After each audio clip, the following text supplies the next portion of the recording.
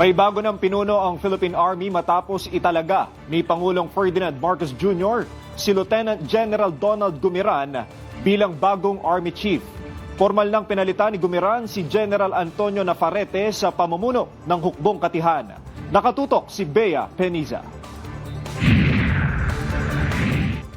Panatilihing maayos at tiyak ang deployment para sa tuloy-tuloy na operasyon ng Philippine Army. Ito ang mga naging pangunahing direktiba ni Pangulong Ferdinand R. Marcos Jr. sa ginanap na change of command ceremony sa institusyon ngayong hapon sa Taguig City. Papalitan ni Lieutenant General Donald Gumiran bilang ika-68 Commanding General si ngayoy AFP Chief of Staff General Antonio G. Nafarrete.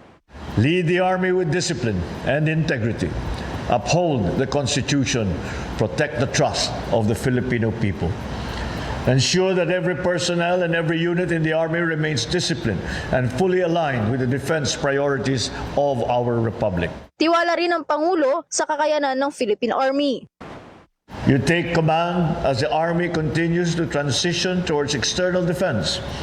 Build a force capable of securing the land domain, supporting joint operations and contributing fully to defending our sovereignty and asserting our territorial integrity. Kinilala naman ni Gumiran ang mga nagawang inisyatibo ni Nafarrete sa ilalim ng kanyang pamumuno at tiniyak na ipagpapatuloy ang kanyang mga nasimulan ng may integridad at paninindigan sa paglaban para sa pambansang interes ng Pilipinas. Bea Peniza, IBC News.